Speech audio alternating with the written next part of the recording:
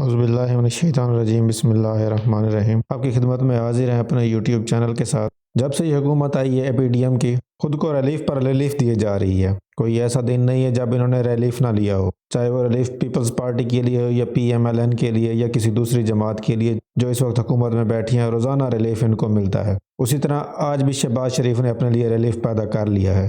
Ashiana Iqbal reference وعدہ معاف گواہ شہباز شریف کے خلاف بیان دینے سے مکر گیا۔ خبر کی ڈیٹیل کچھ اس طرح ہے کہ آشیانہ اقبال ریفرنس کے سماعت میں جرہ کے دوران وعدہ معاف گواہ وزیر اعظم شہباز شریف کے خلاف بیان دینے سے منحرف ہو گیا۔ احتساب عدالت نمبر 5 کے جج ساجد علی ایوان کے روبرو وزیر اعظم شہباز شریف اور دیگر کے خلاف آشیانہ اقبال ریفرنس کی سماعت ہوئی، جس میں نیب کے وعدہ معاف گواہ کرنل ریٹائرڈ عارف مجید نے شہباز شریف کو کلین چٹ دے دی۔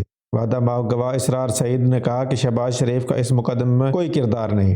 اس وقت کے chairman NAB, D G NAB اور دیگر نے یہ بیان لیا۔ اس وقت نیب کے افسران نے تحریری صورت میں مجھے صفحات دیے کہ یہ بیان عدالت میں دینا ہے۔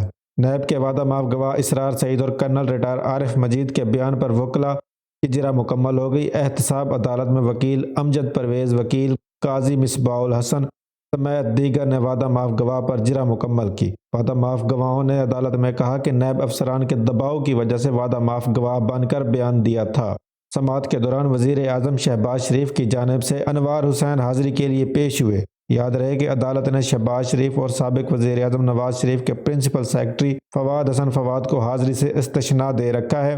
دوران سماعت عدالت میں شریک ملزم ندیم ضیاء پیرزادہ، کامران کیانی اور دیگر ملزمان بھی پیش ہوئے۔ یہ ہماری پاکستان کی عدالتیں ہیں۔ جو لوگ صحت مند ہیں، ٹھیک ٹھاک ہیں، ان کو عدالت استثناء دے دیتی ہے، اور جس شخص کو 5 گولیاں لگی ہیں اس کو کہتے ہیں نہیں، سٹریچر پر بھی لے کر اس کو آؤ۔ یہ ہمارے ملک کا انصاف ہے اور یہ ہمارے ملک کی عدالتیں ہیں۔ انگریزی اخبار میں سچ لکھا گیا کہ بچز آر ریچز۔ پورا فکرہ اس طرح تھا کہ is Pakistani court are bitches of riches, کیا پاکستانی عدالتیں رکھیل ہیں؟ تو میرا خیال میں سچ میں رکھیل ہیں، یہاں کوئی انصاف نہیں ہے۔ اس کے بعد الیکشن کمیشن نے صدر عارف علوی کے خط کا جواب بھی دے دیا ہے، جس میں شدید تحفظات کا بھی اظہار کر دیا ہے۔ الیکشن کمیشن جو کہ منشی ہے، فواد چودھری نے سچ کہا تھا کہ یہ منشی ہے اور عارف علوی کے خط کا جواب دے رہا ہے۔ الیکشن کمیشن نے صدر عارف علوی کے خط کا جواب دے دیا۔ ذرائع کا کہنا ہے کہ الیکشن کمیشن نے صدر عارف علوی کے خط میں لکھے الفاظ پر شدید تحفظات کا اظہار کیا ہے۔ الیکشن کمیشن نے اپنے جوابی خط میں لکھا ہے کہ الیکشن کمیشن ایک آزاد اور خود مختار ادارہ ہے۔ یہ سب سے بڑا مذاق ہے، ہنسنے کی بات ہے ویسے، جو آئین اور قانون پر عمل کرتا ہے۔ صدر کا الیکشن کمیشن کے لیے بے حسی کے الفاظ لکھنا مناسب نہیں۔ صدر مملکت کی جانب سے ایسے الفاظ لکھنے پر افسوس اور مایوسی ہوئی۔ مایوسی تو پوری 22 کروڑ عوام کو آپ سے ہو چکی ہے۔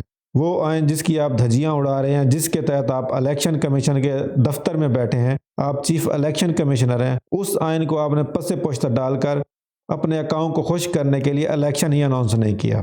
ضمنی الیکشن تو آپ اناؤنس کر رہے ہیں، لیکن آپ کی اتنی جرت نہیں کہ اپنے اکاؤں کو کہیں کہ یہ الیکشن بھی کروائیں، جو کہ آئین و قانون کے مطابق 90 دن کے اندر ہونے ہی ہونے ہیں۔ آپ وہاں سے بھاگ رہے ہیں۔ آپ کو ہائی کورٹ نے بھی حکم دیا، پھر بھی آپ الیکشن نہیں کروا رہے۔ کس چیز نے روکا ہوا ہے آپ کو؟ آپ کو صرف الفاظ سن کر افسوس ہو رہا ہے، ہمیں آپ پر افسوس ہے۔ آپ جیسے گھٹیا لوگ اداروں میں بیٹھے ہیں اور اداروں کا نام خراب کر رہے ہیں۔ کام نہیں کرنا تو گھر جاؤ۔ اور اس کے بعد بڑی خوبصورت خبر ہے، جس کو سن کر پاکستانیوں کا دل تو ضرور جلے گا، کیونکہ ہماری فوج ہمیشہ کہتی ہے کہ ہمارے گھر میں جو گھس کے مارے گا ہم اسے نہیں چھوڑیں گے۔ جس گھر کے مالک ہی اس کو لوٹ رہے ہوں تو کسی نے اس گھر میں گھس کے کیا کرنا ہے؟ ہمارے گھر میں بچہ کیا ہے جس کے لیے وہ آئیں گے؟ ہمارے پاس تو وہی ملی نغمے اور ہمارے ڈرامے رہ گئے ہیں جو ہماری فوج نے بنا کے رکھے ہوئے ہیں، باقی سب تو ختم ہو گیا۔ خبر کی طرف جاتے ہیں۔ خبر کچھ اس طرح ہے کہ متحدہ عرب امارات کو بھارت کی برآمدات میں رواں مالی سال کے دوران 31 ارب ڈالر سے تجاوز کرنے کی توقع ہے۔ امارات کے ساتھ ہندوستان نے گزشتہ سال 1 مئی کو آزاد تجارتی معاہدہ نافذ کیا تھا۔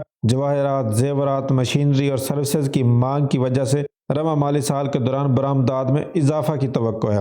پریس ٹرسٹ آف انڈیا کے مطابق ایک سرکاری اہلکار نے کہا ہے کہ یہ معاہدہ ہندوستان کو متحدہ عرب امارات میں اپنی آؤٹ باؤنڈ شپمنٹس کو فروغ دینے میں مدد کر رہا ہے۔ جون 2022 سے جنوری 2023 کے دوران بھارت کی تیل کے علاوہ برآمدات پچھلے سال کی اسی مدت میں 14.5 ارب ڈالر کے مقابلے میں 5% بڑھ گئی ہیں، 15.2 ارب ڈالر تک پہنچ چکی ہیں۔ اس عرصے کے علاوہ درآمدات 3% بڑھ کر 16.8 ارب ڈالر تک پہنچ چکی ہیں۔ یہ ہے انڈیا۔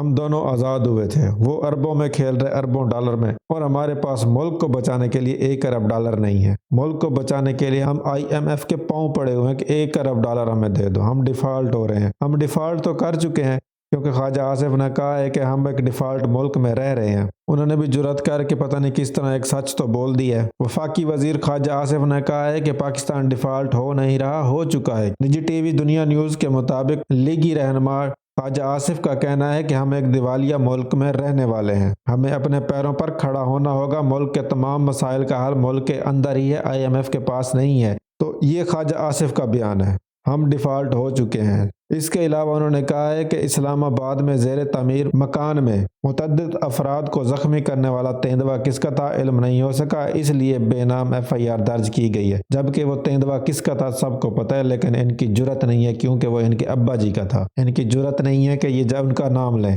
یہ بڑے گھر والوں کا تھا، اس لیے خواجہ صاحب کی جرأت نہیں ہو رہی۔ یہ تھی کچھ خبریں جو آپ تک پہنچائی گئی ہیں، امید ہے آپ کو پسند آئی ہوں گی، تھی تو ساری دل دلانے والی۔ پھر بھی ویڈیو کو لائک کیجئے گا، چینل کو سبسکرائب کیجئے گا۔ والسلام، ملتے ہیں اگلی ویڈیو میں۔